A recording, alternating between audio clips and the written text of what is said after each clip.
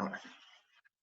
Bien, entonces cuando estamos hablando de anomalías del desarrollo, si ustedes recuerdan, cuando hablamos de cardiovascular, hicimos algunas acotaciones que generalmente estas anomalías, bueno, se pueden presentar por algunos factores genéticos que principalmente son productos de la manipulación humana en la mayoría de los casos, no en todos los casos, pero en la mayoría de los casos. ¿Ya?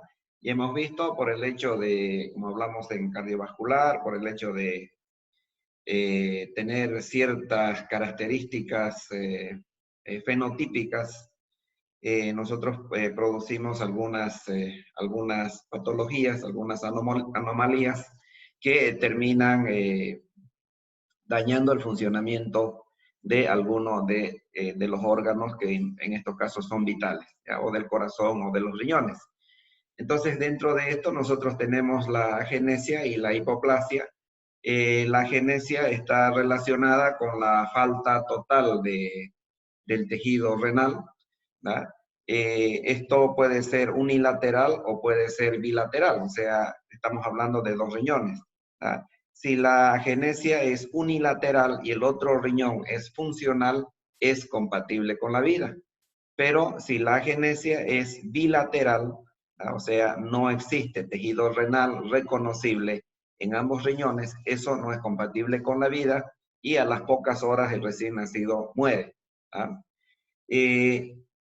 Cuando hablamos de hipoplasia, reconocemos tejido renal, pero un tejido renal no suficiente, o sea, eso quiere decir que está en menor cantidad. ¿Ah? Exactamente lo mismo que la agenesia puede ser unilateral o bilateral. En el caso que sea unilateral es compatible con la vida y en el caso que sea bilateral no es compatible con la vida. ¿Ah? Hablamos también de anomalías de posición, forma y orientación. En anatomía ustedes estudiaron la posición exacta en cada una de las especies, tanto del riñón izquierdo como del riñón derecho. Entonces, todo lo que se salga de esa posición fisiológica que ustedes estudiaron, nosotros las vamos a catalogar como una anomalía de posición. ¿Verdad?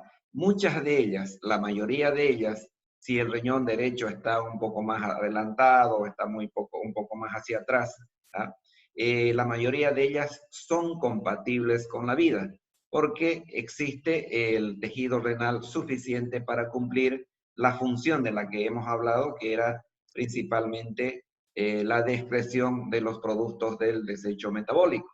¿Ah? Hemos reconocido también algunas otras funciones, como la formación de hormonas. ¿Ah? Pero la principal es la eliminación de las toxinas o desechos del metabolismo. ¿Ya? Entonces ahí vamos a hablar de ubicaciones ectópicas cuando no está en el lugar que ustedes estudiaron. Eso es una ubicación ectópica. Pueden existir algunas lobulaciones fetales. Esas lobulaciones fetales generalmente se deben a la cercanía que tienen a otro órgano, entonces podemos observar alguna lobulación, pero al momento que nosotros hacemos el corte, vemos todo el tejido renal. Si hacemos cortes histológicos, exactamente igual, entonces es compatible con la vida y está funcionando. ¿Ah? Exactamente lo mismo cuando hablamos del riñón en herradura, simplemente los dos riñones están juntos. ¿Ah? En las posiciones que ustedes estudiaron, el uno está a la izquierda y el otro está a la derecha. Estos pueden estar juntos y unidos por un vértice, pero el tejido renal está completo, por lo tanto, funcionan, es compatible con la vida. ¿Ya? Algunas otras displasias renales que tienen que ver también con la falta incompleta del tejido renal y además con riñones poliquísticos. ¿Ya? Ahí hablamos de displasias renales. Generalmente vemos algunos riñones poliquísticos, a eso denominamos como displasia renal. También vemos algunos quistes. Estos quistes sabemos que son muy dolorosos. Se intenta primero hacer algunos tratamientos hormonales, son algunos desbalances hormonales que pueden hacer aparecer esos quistes, y en el caso que la resolución después de un tratamiento hormonal no sea favorable, tendríamos que recurrir a un tratamiento quirúrgico, o sea, extirpar los quistes a través de una cirugía. Eso es lo recomendable. Ahora, habrá que ver si tenemos las condiciones para hacer ese tipo de operaciones y, lógicamente, todo el equipo que se requiere para ingresar hasta la parte renal. Cuando hablamos de hidronefrosis, estamos hablando de agua en los riñones. Otra vez hablamos del mismo fenómeno, sabemos que son cambios de presiones dentro de la célula y el protoplasma celular sale hacia afuera y eso observamos como agua. ¿Verdad? Entonces ahí estamos observando hipoplasia renal. Miren, ahí hay algún apéndice del riñón, igual que aquí, pero no hay una suficiente cantidad de tejido renal que pueda cumplir la función para la cual están hechos estos riñones. Por lo tanto, esto no es compatible con la vida, o sea, es bilateral. Miren, no observamos riñones en ninguno de los dos lados. ¿Sí? Esas son las lobulaciones de las que hablábamos, algunas lobulaciones congénitas. Acuérdense que los riñones de los monogástricos son totalmente diferentes a los riñones de los poligástricos. Anatómicamente eso lo sabemos, de los monogástricos tienen la forma de una habichuela y de los poligástricos son polilobulados. Entonces, algunas impresiones que son producto de la cercanía a otros órganos hacen que tomen estas diferentes formas en herradura, por ejemplo, como este, pero que son funcionales, o sea, el tejido renal está y por lo tanto cumple la función. ¿Sí? Ahí están los quistes renales de los que estábamos hablando. Estos se pueden diagnosticar a través de algunos estudios complementarios que sí los tenemos ya en Santa Cruz, o algunas clínicas también ya tienen algunos ecógrafos con los cuales podemos observar este tipo de quistes. Como les dije, primero habría que intentar un tratamiento hormonal y después un tratamiento quirúrgico. Al hacer el corte de los riñones podemos encontrar agua dentro, a eso llamamos hidronefrosis.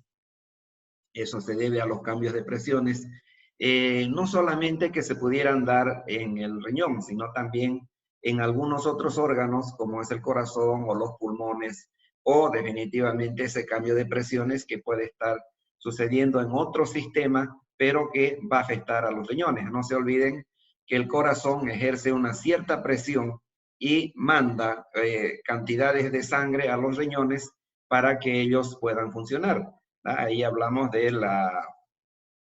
una constante que nosotros cuando hablamos de que los ventrículos son capaces de expulsar en una persona normal, si tomamos un parámetro de un humano, 5.4 litros de sangre por minuto. Eso nosotros ya lo estudiamos en cardiovascular y lógicamente que sacamos multiplicando la frecuencia cardíaca por la presión sanguínea. Entonces, eso nos da la pauta de qué cantidad de sangre está llegando hacia el corazón y qué presión tiene para poder impulsar hacia los riñones. Y estos filtros que estamos viendo aquí funcionan bajo esas dos condiciones. Con una suficiente presión y, lógicamente, con una suficiente cantidad de sangre. Los riñones tampoco son ajenos a los trastornos circulatorios. En patología general hemos hablado de todo un capítulo de trastornos circulatorios, esos son los más comunes. Hablamos de hiperemias, hablamos de congestión, de diferentes tipos de hemorragias, hablamos de infarto renal. Nos quedó claro que el término de infarto no es propio del corazón, sino que se puede infartar cualquier órgano. En este caso estamos viendo un infarto renal. ¿Por qué se produciría un infarto renal? Por la falta de irrigación sanguínea a una parte de los riñones. Entonces, al no irrigarse, no está llegando oxígeno, no están llegando nutrientes, por lo tanto, en esa parte se va a producir una necrosis que a la larga conocemos como infarto renal. Entonces hay infarto muscular, infarto hepático, infarto del corazón. Entonces ese término simplemente lo acuñamos para la falta de oxigenación a un determinado órgano o definitivamente a una determinada parte de ese órgano. Otra vez hay una hidronefrosis mucho más clara. ¿ah? Y aquí sí vemos partes infartadas. Fíjense todas estas partes negruzcas que están viendo ustedes, ¿ah? En esas partes no fue irrigado, ¿ah? Por lo tanto, es una parte prácticamente friable, o sea, muy blanda. ¿Ah? Por eso es que cuando hablamos de un infarto del corazón, ¿cuál era el riesgo? Que se nos rompa el miocardio. ¿Por qué? Porque estaba muy friable. ¿Ah? O sea, tiene todas las características de la inflamación que hablamos. ¿Ah? Entonces, aquí también esas partes están totalmente friables, no han sido irrigadas y ahí observamos necrosis a ese nivel. Aquí nos vamos a detener un poquito, ¿ah? Porque si ustedes le dan una mirada, principalmente hasta las sulfas que estamos hablando, todos estos antibióticos y sulfas son de uso común en veterinaria, ¿no? Y no solamente en veterinaria, sino también en humanos. Si ustedes se fijan, estamos hablando en este grupo de los aminoglicanos, de la neomicina, kanamicina, gentamicina, streptomicina, que los utilizamos constantemente, las cefalosporinas, las tetraciclinas, las sulfonamidas.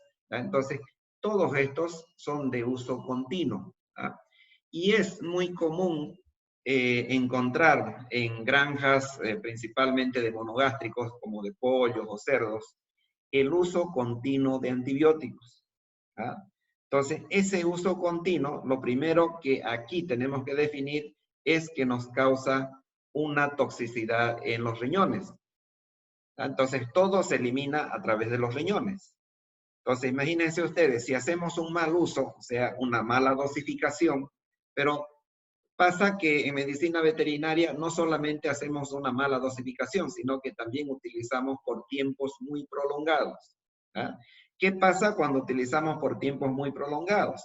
Primero, que vamos a causar resistencia de esas bacterias a estos antibióticos. ¿Ah? Y segundo, que vamos a causar una toxicidad a nivel generalizado. ¿Ah? Entonces, hagamos bien nuestros cálculos cuando estamos utilizando antibióticos. Si ustedes ven a un médico humano, a un veterinario, cuando ve algún cuadro, diagnostica algún cuadro, no está pensando qué le va a poner, seguramente está haciendo un cálculo para decir qué cantidad se le va a poner. Y el uso de estos antibióticos no pueden ir más allá de 7 días, en el peor de los casos 10 días. Después del uso del antibiótico, cuando estamos hablando de estas dosis, ¿ah? Deberíamos utilizar algún antitoxil, porque nos estamos intoxicando.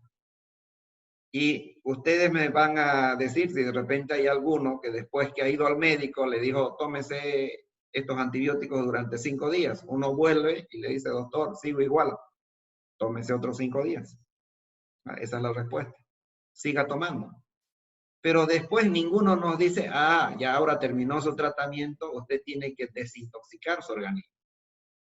Ningún médico, hasta ahora yo no sé que ningún médico nos haya dicho, bueno, ahora que terminó el tratamiento, vamos a iniciar una fase de desintoxicación, que debería ser así. ¿Ah? Entonces, en medicina veterinaria, esto se multiplica. Es muy común, como les decía, ingresar a una granja y nos dicen, mira, yo utilizo antibiótico en mi alimento y yo no lo saco y no tengo problemas. Debería estar teniendo problemas. Uno, que ese antibiótico ya no está actuando como antibiótico, seguramente está actuando como un promotor de crecimiento, nada más. ¿Ah? Está matando algunas bacterias del tubo digestivo y eso le permite actuar como un promotor de crecimiento. ¿Sí? Entonces, siempre hagamos bien los cálculos. ¿Ah? No nos dejemos llevar por los vendedores de medicamentos. Cuando uno llega, le dicen, bueno, ¿qué producto voy a llevar? Ya llévese una tetraciclina. ¿Cuánto voy a poner? 1 kilo. ¿A todas las fórmulas? Sí.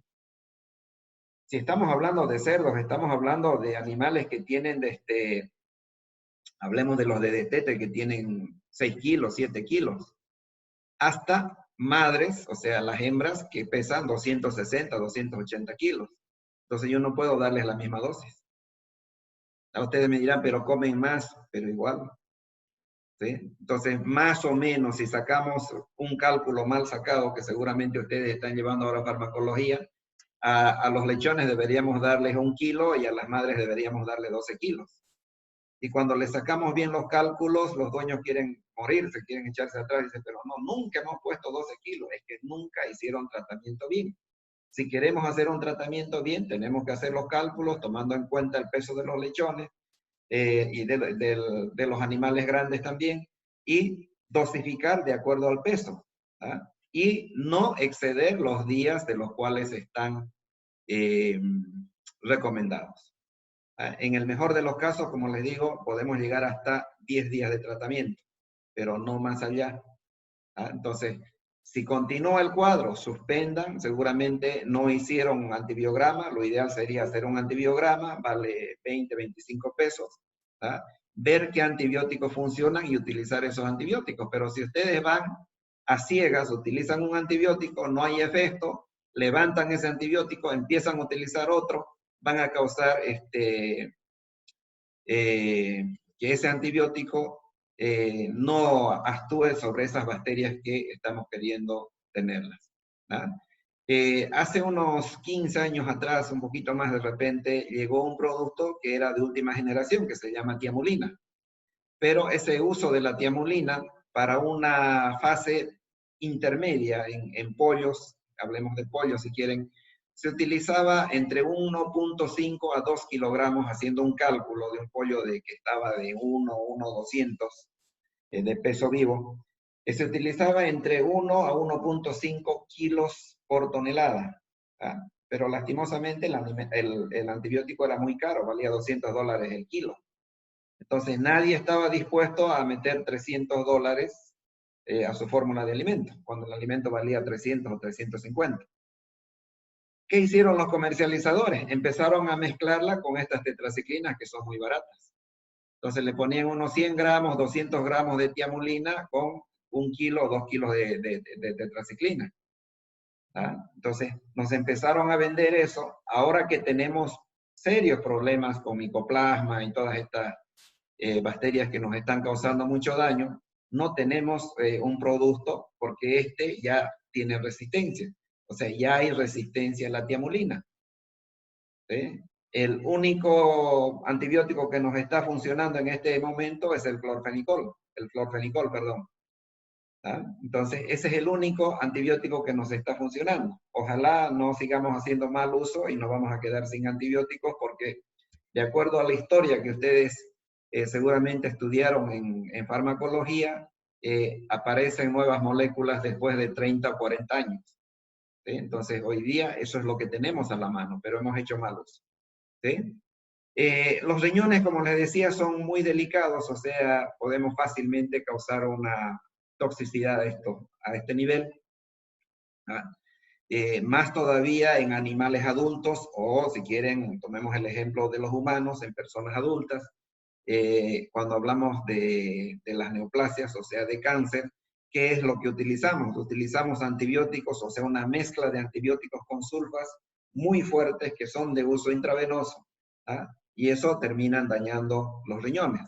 El paciente no se muere de cáncer, generalmente se muere por una toxicidad que le causamos a los riñones y eso hace que no funcionen y eso mata al paciente. ¿Ok? Tenemos también dentro de estos neurotóxicos algunos metales. Lo que nos tiene que quedar claro que estos metales son acumulativos. Si hoy día tomaron agua con metales pesados, eso no lo van a eliminar, se va a quedar en su organismo. Si de aquí a 10 años vuelven a tomar agua con metales pesados, eso se suma, hasta que va a llegar a producir problemas renales. Algunos otros compuestos como el paraquat, la monesia, que se utilizan en los alimentos, agentes antineoplásicos, como les decía, esta es una mezcla de antibióticos con sulfas, que se utiliza de forma intravenosa en los pacientes, oxalatos, micotoxinas, plantas tóxicas. No tenemos un estudio de plantas tóxicas en Bolivia, pero hay muchas. Generalmente en las zonas secas o en las épocas secas, con las primeras lluvias, las primeras plantas que salen muy verdes, esas son tóxicas. Los animales de la zona las conocen, no los comen. Por eso decimos los animales aquerenciados. Ese término se utiliza, bueno, utilizamos los veterinarios. Los que son de la zona son los aquerenciados. o los que ustedes llevaron allá, pero ya se acostumbraron. ¿Ah? Esos animales no van a consumir ese tipo de plantas, pero los que no conocen, no consumen y se puede morir. ¿Ah? Y algunos otros fertilizantes. ¿Ah? Aquí también cabe hacer mención al tema de los cultivos transgénicos. ¿Sí? Está muy de moda y nosotros tenemos que tener una posición. El transgénico no causa ningún efecto en el humano ni en los animales. ¿Ah? Simplemente son algunos genes que se utilizan para modificar un poco y hacer más resistente contra la sequía, contra algunas plagas. ¿Ah? Pero este hecho hace también que se hacen resistentes a muchos herbicidas. Entonces los productores hacen un uso excesivo de los herbicidas y esos residuos de los herbicidas quedan en las semillas. ¿Ah? Entonces ahí viene el peligro, que nosotros podemos consumir semillas con residuos de herbicidas. Eso puede ser tóxico para nosotros. ¿Ah? Pero si los productores son conscientes, no utilizan mucho herbicida, o sea, utilizan lo que es normal, ¿ah? No tendríamos por qué tener problema con este tipo de alimentos. ¿Ah? Si queremos ser competitivos en producir pollo, cerdo, vacunos, perdón, nosotros tenemos que utilizar transgénicos. ¿Ah? Desde nuestro punto de vista, en Bolivia estamos produciendo, si ponemos de ejemplo la soya, entre 2 toneladas por hectárea, con una semilla que no es transgénica. Si utilizamos semillas transgénicas, podemos subir entre 4 a 5 toneladas, o sea, duplicamos nuestra producción. Por eso no somos competitivos con nuestros países vecinos. Argentina, Brasil utilizan soya transgénica. Por lo tanto, sus alimentos son mucho más baratos. Si en este momento le abrimos la frontera a Brasil o a la Argentina, nos inundan de pollo y cerdo mucho más barato que el que producimos nosotros. ¿Ah? ¿Y por qué vale más el nuestro? Porque nuestros granos son caros. Nuestros productores de granos no pueden competir con ellos. ¿Ah? Entonces, por suerte, hay una protección a la producción nacional de granos y de carnes, que eso nos permite sobrevivir dentro de nuestro país. Pero no tenemos capacidad de exportar porque no somos competitivos. Bueno, hay algunas sustancias también que son nefrotóxicas, pero producidas por nuestro propio organismo. En el caso de la bilis, o sea, una excesiva producción de bilis que constantemente está siendo vaciada hacia el tubo digestivo, también puede causar toxicidad en los riñones. La hemoglobina, cuando hay una destrucción de la hemoglobina, también se convierte en un agente nefrotóxico, o la destrucción del músculo que produciría una mioglobina. Entonces, si se acuerdan, cuando hablamos de las endotoxemias, cuando hay un cambio del pH de la sangre, o sea, se vuelve ligeramente ácida, dijimos que se destruían los glóbulos rojos. Y no solamente por esta causa, sino también hay muchas otras causas. Entonces ahí esa hemoglobina puede convertirse en un factor nefrotóxico. ¿Ah? O algún accidente que tenga que ver con la destrucción del músculo, esa mioglobina que sale del músculo también causaría o sería un factor nefrotóxico. ¿Listo? Bien, cuando hablamos de criterios de clasificación, hablamos de los mismos criterios de clasificación que hablamos en los otros sistemas. ¿Ah? De acuerdo al sitio de origen, lógicamente vamos a hablar de una enfermedad glomerular si estamos hablando de una inflamación de los glomérulos, o de los glomérulos y que incluyan nefrón. ¿Ah? O de enfermedades túbulo-intersticiales, que son las nefritis intersticiales. ¿Ah? Todo lo que es inflamación, dijimos que es agudo, lo podemos todavía, con un tratamiento, la resolución puede ser favorable. El problema va a ser cuando ya cambie de estructura y pase a un curso crónico, y ahí podamos tener ya cuadros irreversibles. ¿Ah? Dependiendo de la extensión, puede ser focal o difuso, y dependiendo del curso, o sea, del tiempo, puede ser agudo, subagudo o crónico. Vamos a encontrar algunos exudados, puede ser supurativo o no supurativo, dependiendo si hay alguna participación de algún tipo de bacterias, y eso va a depender de la puerta de entrada. Las puertas de entrada pueden ser hematógenas o urogénicas.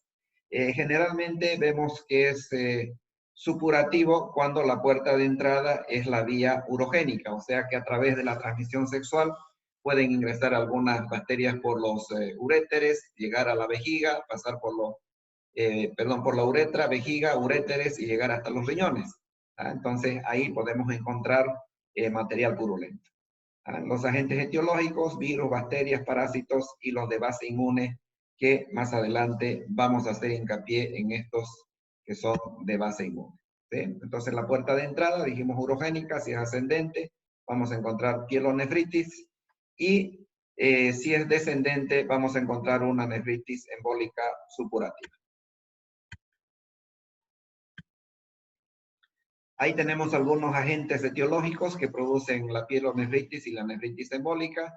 En la pielonefritis, todo lo que es Corynebacterium, Archaeobacterium, Streptococcus, Estafilococo, la Escherichia coli, Proteus, Eubacterium, todas estas nos van a producir una inflamación dentro de lo que es el riñón. Y ya cuando hablamos de una nefritis embólica supurativa, están involucrados el Archaeobacterium, Streptococcus, el Actinobacillus, el Erysipelotrix, el Corynebacterium, ya todos estos se van a involucrar ya en la presencia de material purulento. Ahí vemos alguna cistitis, aquí está el órgano, ¿no? Entonces la vejiga totalmente inflamada y en los riñones ya estamos hablando de una pielonefritis. Fíjense que el riñón izquierdo está totalmente afectado, todavía en el derecho podemos ver alguna estructura renal. Algunas otras tomas totalmente fibrosados, producto del daño renal crónico. Entonces ahí están un riñón de un bovino con presencia de material purulento y prácticamente eso se encuentra en todo el órgano. Si hacemos algunos cortes vamos a encontrar células inflamatorias.